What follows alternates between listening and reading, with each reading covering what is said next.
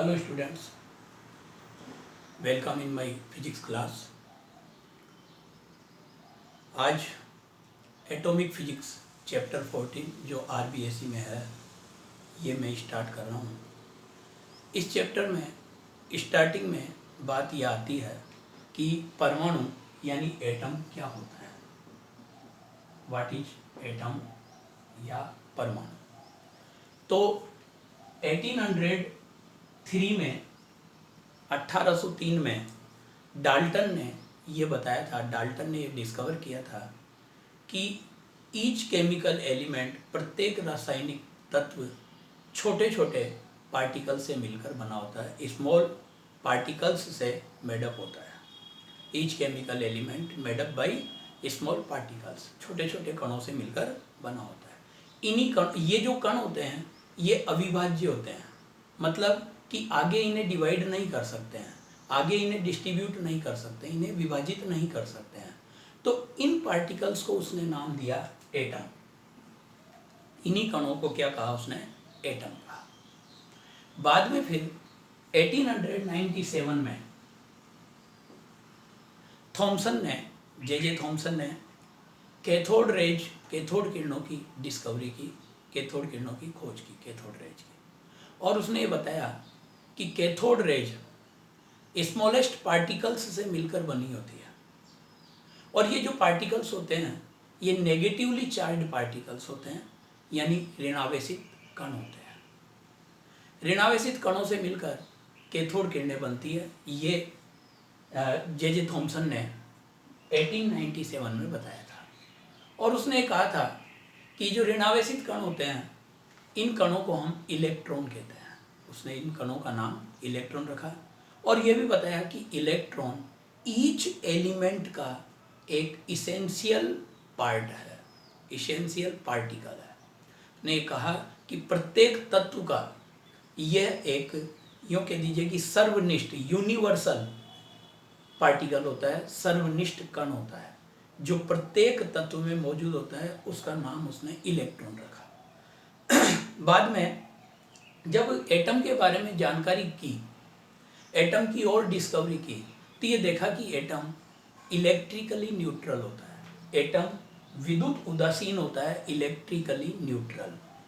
तो विद्युत उदासीन होता है तो इसका मतलब ये निकला, या ये माइंड में आया कि अगर इलेक्ट्रॉन इलेक्ट्रिकली न्यूट्रल है तो एटम अगर इलेक्ट्रिकली न्यूट्रल है, परमाणु यदि विद्युत उदासीन है, तो परमाणु के अंदर जितना धनावेश होता है उतना ही ऋणावेश होना चाहिए, यानी जितना पॉजिटिव चार्ज होता है उतना ही नेगेटिव चार्ज पॉसिबल होना चाहिए, तभी वो विद्युत उदासीन होगा या इलेक्ट्रिकली न्यूट्रल होगा।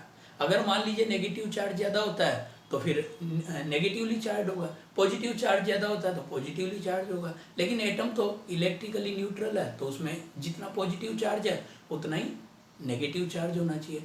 तो इस तरीके से एटम के अंदर पॉजिटिव चार्ज और नेगेटिव चार्ज के जो डिस्ट्रीब्यूशन की जो एक तरीके से कंडीशन है या डिस्ट्रीब्यूशन की जो मेथड है, उसी को कहते हैं एटॉमिक स्ट्रक्चर, परमाणु संरचना।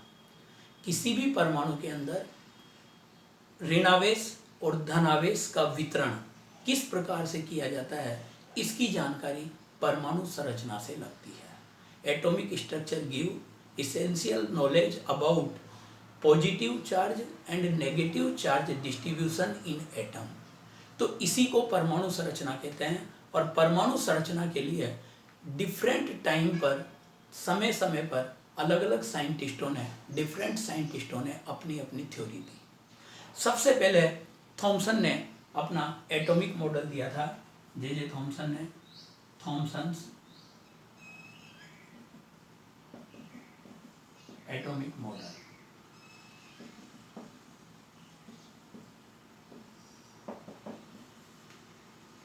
इसने ये बताया था कि परमाणु एक गोले के रूप में होता है, धनावेशित गोले के रूप में, पॉजिटिवली चार्ज स्फीयर, और इसके अंदर इलेक्ट्रॉन्स वितरित रहते हैं, electrons are distributed in it.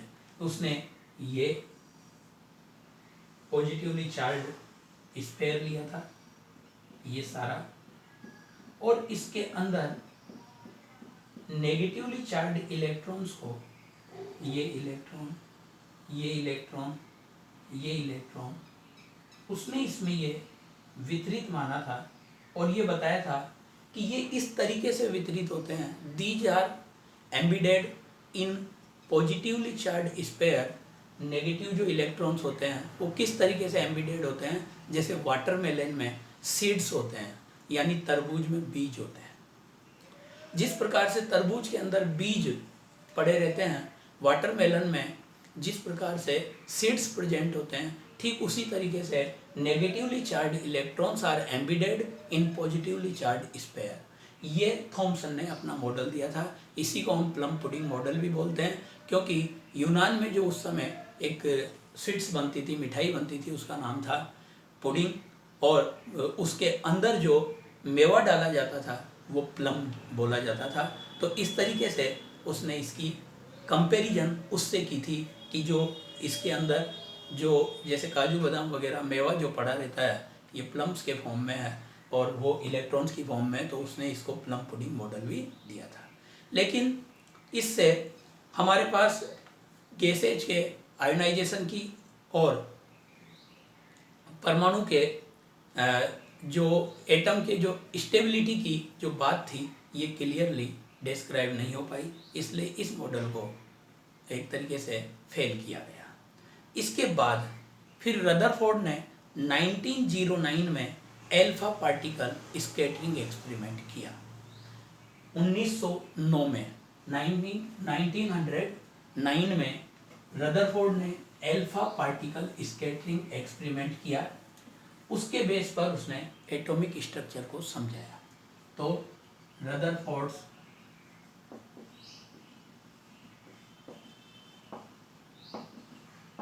Alpha particle scattering experiment.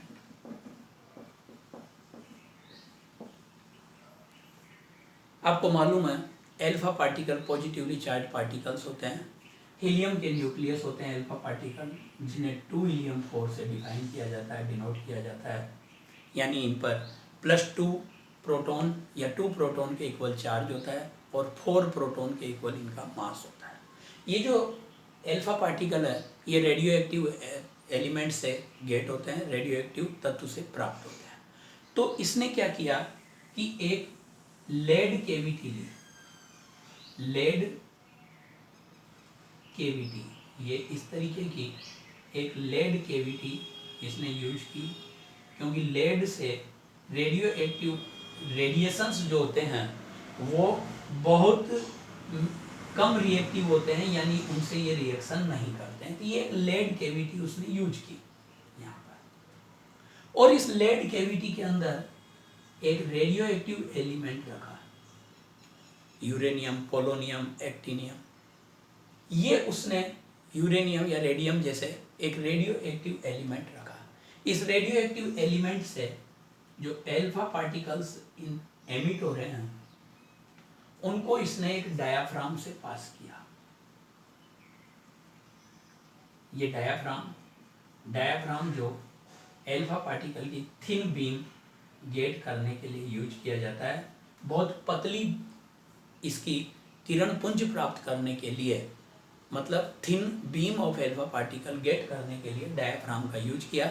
ये डायाफ्राम यहाँ पर इसने लिया, इससे पास किया इसे, और इसे पास करके और इसने गोल्डन फॉइल, ये गोल्ड फॉइल यहाँ पर ली, स्वर्ण पत्ती, सोने की पतली पन्नी, ये गोल्ड फॉइल पर इन एल्फा पार्टिकल्स की बम्बार्डमेंट की, एक्सेलरेटेड एल्फा पार्टिकल की, त्वरित एल्फा कणों की बौछार की। जब ये गोल्ड फॉइल पर इस पर बौछार की तो ये एल्फा पार्टिकल डिफरेंट डायरेक्शंस में स्कैटर्ड हो जाते हैं, फैल जाते हैं, विभिन्न दिशाओं में जाते हैं। उनको डिटेक्ट करने के लिए इसने एक स्क्रीन का यूज किया इस तरीके का, जिसके इनर सरफेस पर ZnS की प्लेटिंग की हुई थी। ये एक स्क्रीन यूज किया उसने, और इसके अंदर जेड एन एस एक लूमिनस मैटर होता है, प्रतिदीप्तिशील पदार्थ, जिस पर पड़ने के बाद ये रेडिएशंस जो है ये एक तरीके से लूमिनस प्रोड्यूस करते हैं, प्रतिदीप्ति उत्पन्न करते हैं। इसको डिटेक्ट करने के लिए एक माइक्रोमीटर या यूं कह दीजिए कि एक तरीके से माइक्रोस्कोप का यूज किया। माइक्रोस्कोप को डिफरेंट डायरेक्शन में, ये मूविंग माइक्रोस्कोप है, मूविंग माइक्रोस्कोप, जिसको इस तरीके से डिफरेंट डायरेक्शंस में घुमाकर और अलग अलग जगह पर अल्फा पार्टिकल्स कितने स्कैटर्ड हुए उनकी नंबर फाइंड आउट की जाती है। तो ये क्या देखता है कि कुछ जो पार्टिकल्स होते हैं वो तो विदाउट एनी डेविएशन सीधे निकल जाते हैं। इसने देखा some alpha particles are does not deviate from gold foil, ये गोल्ड फॉइल है, and pass straight line throughout on its original path. इनके खुद के अपने पथ पर ये सीधे निकल जाते हैं। और कुछ पार्टिकल्स ऐसे होते हैं जो स्मॉल एंगल्स पर क्या होते हैं, स्कैटर्ड होते हैं, फैलते हैं छोटे कोणों पर। और एक पार्टिकल लगभग 8000 पार्टिकल में से 1 पार्टिकल ऐसा होता है जो अगेन अपने पाथ को रिट्रेस करता है, यानी कि 180 डिग्री पर क्या होता है, स्कैटर्ड होता है। तो इस पूरे प्रैक्टिकल को उसने अल्फा पार्टिकल स्कैटरिंग प्रैक्टिकल कहा, और इस बेस पर उसने डिसीजन निकाले।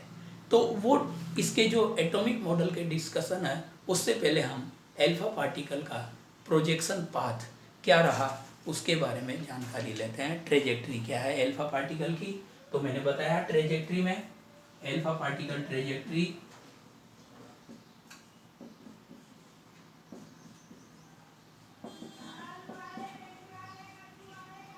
कि जब तक अल्फा पार्टिकल न्यूक्लियस से डिस्टेंस पर होते हैं, न्यूक्लियस से जब तक डिस्टेंस पर होते हैं तब तक वो स्ट्रेट लाइन में चलते हैं। जैसे ये आपके पास एटम है, यहाँ पर ये न्यूक्लियस है, ये अब ये अल्फा पार्टिकल आ रहे हैं यहाँ से,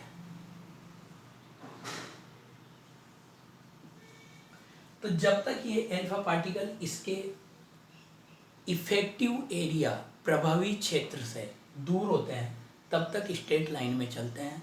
लेकिन जब ये इसके नियरेस्ट आकर इसके फील्ड में आ जाते हैं, इसके इफेक्टिव एरिया में आ जाते हैं, इस न्यूक्लियस की रेंज में आ जाते हैं, तो ये अपने पाथ से क्या होने लगते हैं, डेविएट होने लगते हैं। इस तरीके से ये अपने पाथ से यूँ डेविएट होकर अपने पाथ को चेंज कर लेते हैं, एक्चुअल डायरेक्शन से ये डेविएट हो जाते हैं।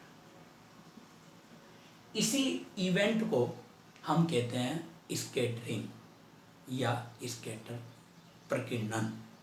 प्रकीर्णन क्या होता है कि जो अल्फा कण है वो अपने मुख्य पथ में चलते हुए नाभिक के प्रभाव क्षेत्र में आने के बाद वो अपने पथ से विचलित हो जाते हैं। यही घटना प्रकीर्णन कहलाती है।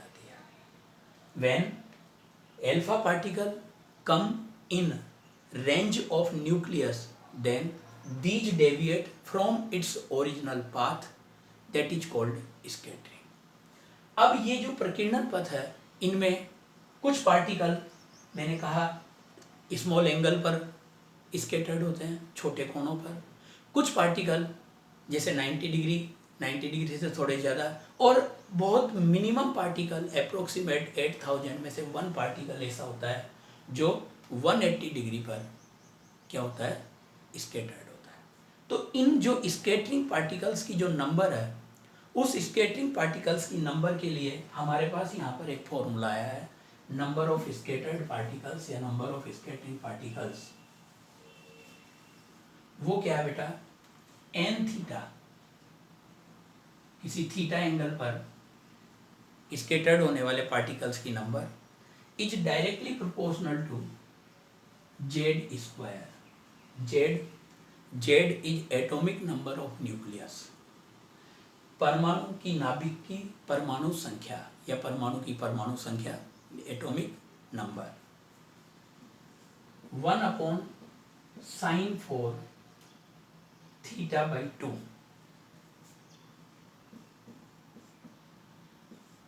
थीटा, थीटा स्कैटरिंग एंगल, ये एंगल थीटा है या ये एंगल थीटा है। एंगल स्कैटर्ड जो हो रहा है, जिस एंगल पर स्कैटर्ड हो रहा पार्टिकल, वो थीटा है। एंड 1/e² ई के is kinetic energy of alpha particle. मतलब कहने का है कि स्कैटर्ड पार्टिकल की नंबर 3 बातों पर डिपेंड करती है, 3 पॉइंट्स पर डिपेंड करती है। Number 1, at the atomic number of nucleus या atom. At the scattering angle, कितने एंगल से वो स्कैटर्ड हुआ है। At the kinetic energy of alpha particle. अगर आप यहाँ देखें तो जैसे n theta proportional to 1/sin4 θ/2, तो 180 अगर यहाँ पर रखते हैं तो 180 पर 90 डिग्री हो जाएगा ये, और 90 डिग्री sin 90 की वैल्यू 1 होती है। तो ऐसा पार्टिकल 180 डिग्री पर केवल एक पार्टिकल आपके पास आ रहा है। तो इस तरीके से इसने एक ये बात यहाँ पर बताई कि जो स्कैटर्ड पार्टिकल है उनकी नंबर हम इस तरीके से कैलकुलेट कर सकते हैं। इसके बाद फिर यहाँ पर एक आता है इम्पैक्ट पैरामीटर। इम्पैक्ट पैरामीटर, संघात प्राचाल, संघात प्राचाल, इम्पैक्ट पैरामीटर। ये इम्पैक्ट पैरामीटर क्या है? यह है बेटा एल्फा पार्टिकल की इनिशियल मोशन की जो डायरेक्शन, जो डिस्टेंस है न्यूक्लियस से, जो परपेंडिकुलर डिस्टेंस है नाभिक से एल्फा कण की प्रारंभिक गति की दिशा की लंबवत दूरी, perpendicular distance of alpha particle, initial direction of alpha particle, यानी एल्फा पार्टिकल की प्रारंभिक गति की दिशा, इनिशियल जो मोशन हो रही है एल्फा पार्टिकल की, उसकी डायरेक्शन की न्यूक्लियस से जो परपेंडिकुलर डिस्टेंस होती है, उसी को इम्पैक्ट पैरामीटर कहते हैं। एल्फा कण की प्रारंभिक गति की दिशा की नाभिक से लंबवत दूरी, perpendicular distance from nucleus of initial direction of alpha particle, वही क्या होती है? इम्पैक्ट पैरामीटर होती है। और इस इम्पैक्ट पैरामीटर की जो वैल्यू होती है, ये डायरेक्ट हमारे पास यहाँ पर आई है 1/4πε0 Z E square coat θ/2 upon ई के काइनेटिक एनर्जी। इसका मतलब ये निकला कि ये यहाँ पर एटॉमिक नंबर पर डिपेंड करती है और स्कैटरिंग एंगल पर डिपेंड करती है। आप देख लीजिए, अगर थीटा आप 180 रखते हैं तो कोट 90 की वैल्यू आप जानते हैं 0 होती है। तो यहाँ पर उसके लिए इम्पैक्ट पैरामीटर 0 आएगा, क्योंकि वो सीधा न्यूक्लियस के डायरेक्शन में आ रहा है। ये जो पार्टिकल है ये न्यूक्लियस की डायरेक्शन में आकर इसी पाथ पर वापस जाता है, तो यहाँ पर इसका इम्पैक्ट पैरामीटर 0 होता है। तो इम्पैक्ट पैरामीटर 3 बातों पर डिपेंड कर रहा है, वही जिस तरीके से वहाँ पर n थीटा डिपेंड कर रहा था, वैसे ही इम्पैक्ट पैरामीटर डिपेंड करता है एटॉमिक नंबर पर, स्कैटरिंग एंगल पर और काइनेटिक एनर्जी पर। तो ये बातें आपके माइंड में यहाँ पर रहनी चाहिए। अब रदरफोर्ड के जो एटॉमिक मॉडल से जो डिसीजन निकले थे, वो क्या क्या निकले थे, जो देख लीजिए।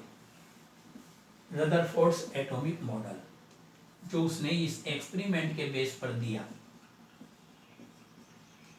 Rutherford's atomic model.